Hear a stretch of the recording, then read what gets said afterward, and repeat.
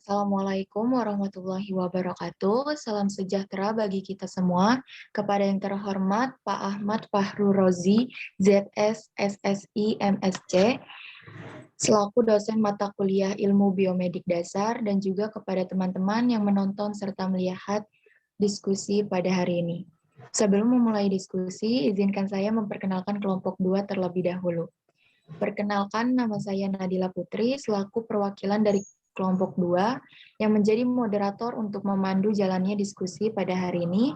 Dilanjutkan dengan adanya teman kelompok 2, yaitu Angelita Sabrina Al-Rashid, Anida Afriyanti, Anissa Nur Yulia, Anissa Indah Puspitasari, Monica Selomita Anggraini, Nadia Rimaya Fikaya, selaku pembicara materi pada hari ini. Maka dari itu, izinkan kelompok 2 untuk memulai diskusi ini dengan judul Uji Karbohidrat. Untuk teman-teman sekalian, mohon diperhatikan diskusi kelompok 2 kali ini. Kepada teman-teman kelompok 2, waktu dan tempat dipersilahkan.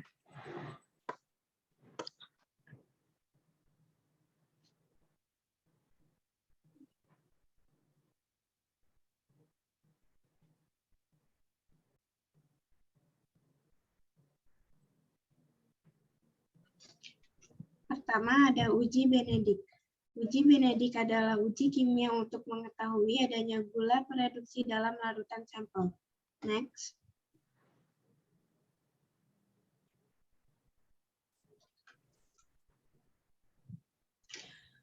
Tujuan uji Benedik. Tujuan membuktikan adanya karbohidrat yang mempunyai sifat sebagai gula reduksi. Prinsip dasar, gula yang mempunyai gugus aldehid atau keton bebas akan mereduksi ion kupri dalam suasana alkalis menjadi kuprooksidasi yang tidak larut dan berwarna merah. Next.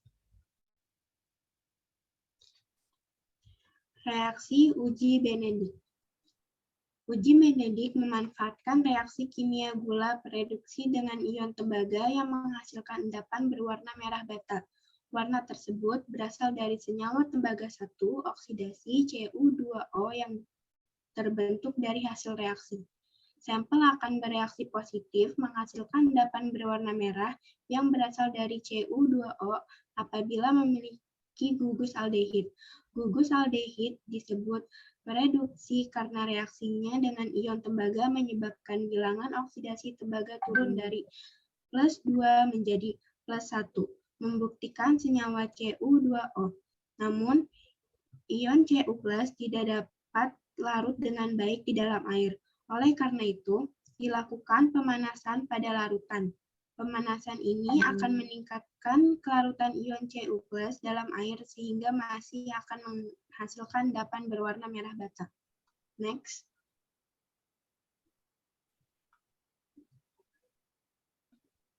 Bahan uji atau sampel. Bahan uji atau sampel yang digunakan ada 9 macam, terdiri dari larutan fruktosa, larutan glukosa, larutan sukrosa, larutan laktosa, maltosa, larutan arbinosa, aquades pembanding, larutan galaktosa, dan larutan amilum. Reagensia yang digunakan yaitu reaksi Benedik. Larutan 173 gram Na-sitrat dengan 100 gram Na2CO3 dalam 800 ml air. Larutan 17,3 gram CuSO4 dalam 100 ml air. Kemudian tambahkan perlahan ke dalam larutan sitrat karbonat sambil duduk. Encerkan dengan aquades sampai 1000 ml. Next.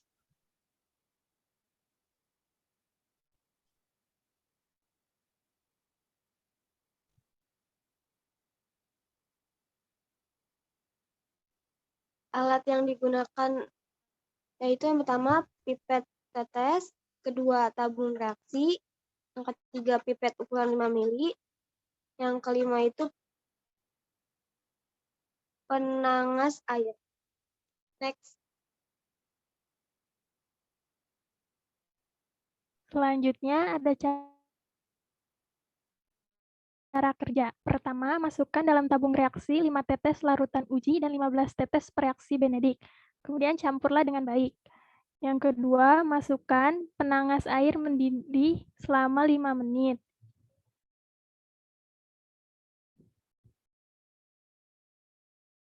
Kemudian dinginkan perlahan-lahan. Setelah itu, perhatikan endapan yang terbentuk. Perhatikan warnanya. Apabila warnanya biru kehijauan, kuning, atau merah bata, itu positif.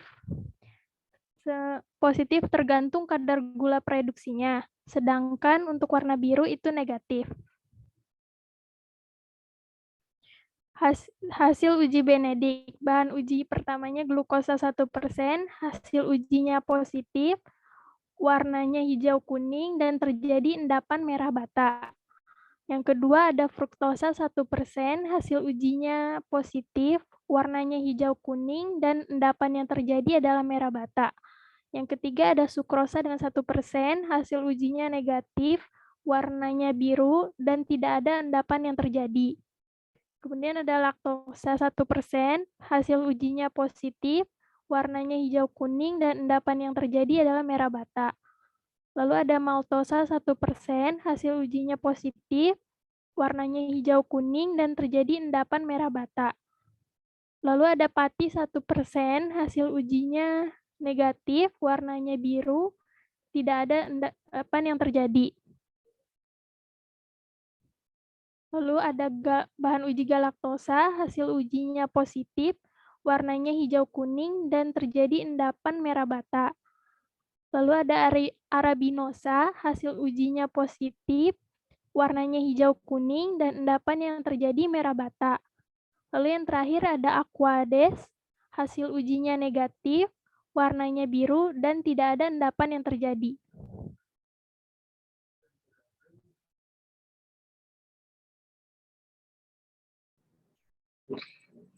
Sekarang kita masuk ke pembahasan. Hasil yang diperoleh dari uji Benedik tersebut adalah pada larutan uji coba glukosa, fruktosa, maltosa, galaktosa, dan arabinosa menghasilkan endapan merah bata. Sedangkan sukrosa, pati, dan aquades tidak menghasilkan endapan merah yang berarti negatif.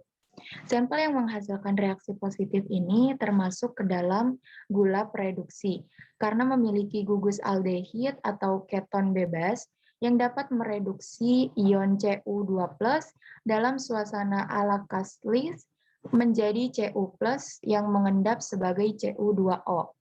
Perubahan warna pada glukosa, fruktosa, maltosa, laktosa, galaktosa, dan arabinosa ini merupakan gula prereduksi.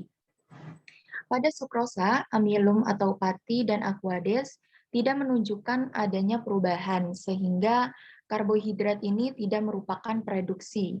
Gula yang merupakan prereduksi terkuat adalah maltosa. Next.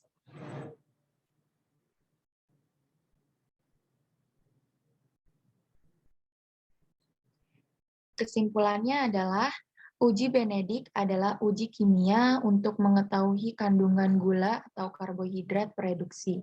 Gula prereduksi meliputi semua jenis monosakarida dan beberapa disakarida seperti laktosa dan maltosa.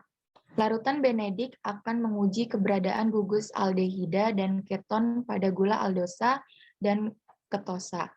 Larutan Benedik mengandung sodium sitrat, natrium karbonat anhidrat, dan tembaga sulfit. 7H2O dan semua garam tersebut dilarutkan ke dalam air. Hasil positif yang ditunjukkan dari uji ini adalah terbentuknya endapan berwarna merah bata yang tidak larut. Endapan merah bata diakibatkan reaksi dari ion logam tembaga 2 direduksi menjadi tembaga 1. Next.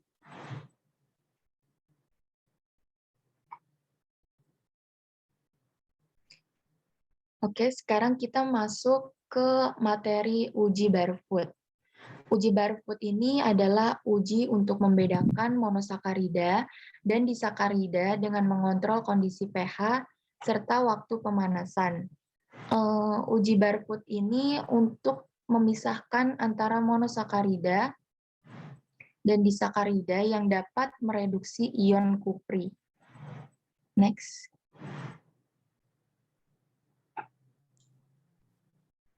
Tujuan uji Barfoot. Untuk mengetahui adanya gula monosakarida pereduksi pada bahan pangan sehingga dapat membedakan karbohidrat dari golongan disakarida dan monosakarida. Prinsip dasar, berdasarkan reaksi suatu karbohidrat dengan larutan Barfoot dalam suasana asam direduksi menjadi CU2O dan akan membentuk endapan merah bata. Monosakarida akan mereduksi lebih cepat daripada disakarida. Next. Alat-alat uji Barfoot. Yang pertama ada tabung reaksi, kedua ada pipet tetes, yang ketiga ada pipet ukur 2 mili, yang keempat ada penangas air. Next. Bahan uji sampel. Yang pertama ada larutan sukrosa, yang kedua ada larutan laktosa, yang ketiga ada larutan fruktosa, yang keempat ada larutan glukosa, yang kelima ada larutan galaktosa. Next. Reagensia. Reaksi Barfoot. Larutan 48 gram asetat dalam 900 ml air mendidih. Tambahkan segera 50 ml asam laktat 85% ke dalam larutan yang masih panas. Kocoklah sampai semua endapan larut. Encerkan dengan Aqueous sampai 1000 ml atau kuprit asetat dan asam asetat. Next.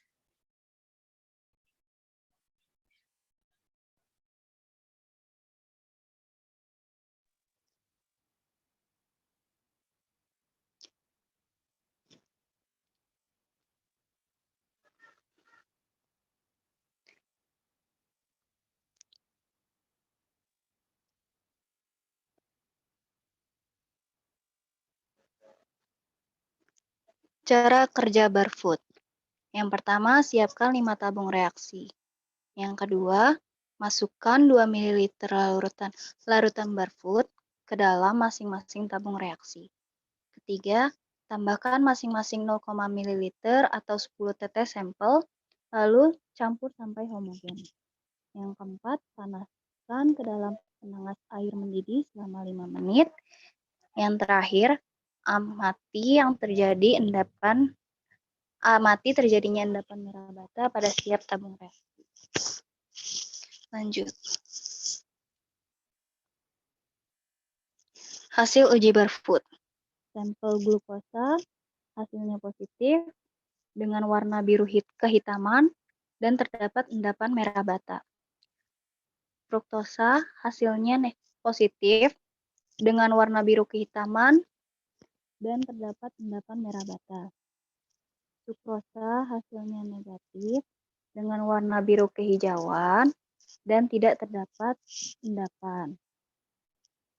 Selanjutnya ada laktosa, hasilnya negatif, warnanya biru kehijauan tanpa adanya endapan. Dan yang terakhir ada galaktosa, hasilnya positif dengan warna biru kehitaman dan terdapat endapan merah bata. Keterangan sampel yang positif mengandung monosakarida, sedangkan sampel yang negatif tidak mengandung monosakarida. Lanjut. Nah, bisa terlihat bahwa gambar di sebelah kiri dan kanan merupakan hasil dari uji Barfoot.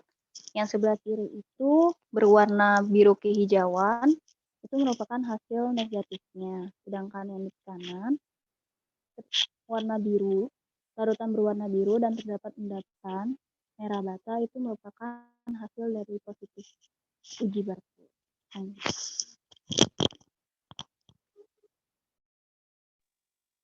Sesuai dengan yang tertera pada modul praktikum, bahwa dikatakan positif jika dalam larutan tersebut terjadi endapan setelah pemanasan, sedangkan tanda negatif atau disakarida yang diberikan jika dalam larutan tersebut tidak terjadi endapan. Next. Menurut hasil penelitian yang termasuk karbohidrat monosakarida dibagi tapi bahwa larutan akan berubah warna menjadi merah bata. Hal ini diakibatkan karena gugus aldehid ketonnya lebih banyak pada sampel yang diujikan, yaitu fruktosa, maltosa, dan galaktosa, menunjukkan hasil positif, yaitu monosakarida yang menandakan bahwa sampel tersebut terdapat gula prereduksi. Namun pada laktosa dan sukrosa hasilnya negatif. Sama dengannya hal prediksi Benedict, prediksi ini juga mereduksi ion Cu2+ menjadi ion Cu+. Pada dasarnya monosakarida dapat mereduksi lebih cepat dibandingkan dengan disakarida dengan konsentrasi rendah tidak memberikan hasil positif, dan karena itu larutan uji disakarida tidak membentuk warna merah pada bata percobaan ini. Next.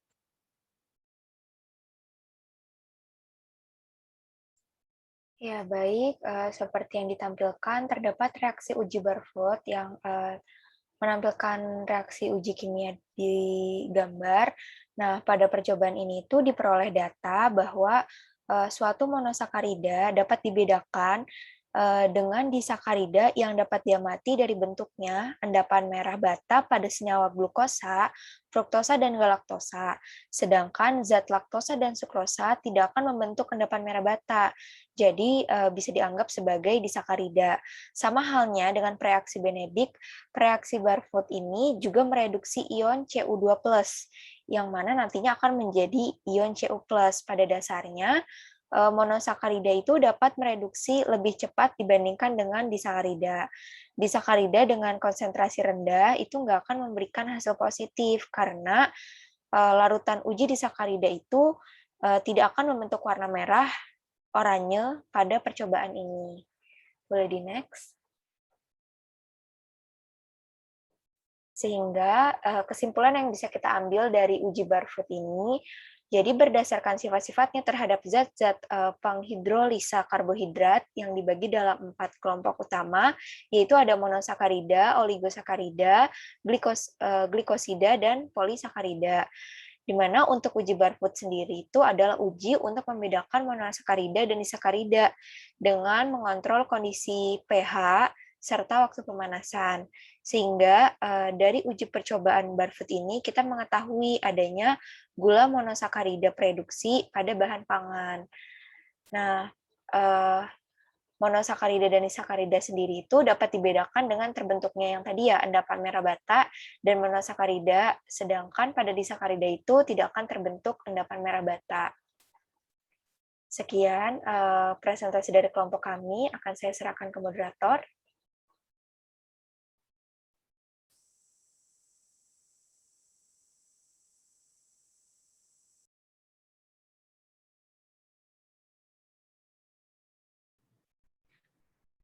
Baik, terima kasih. Sekian presentasi dari kelompok 2.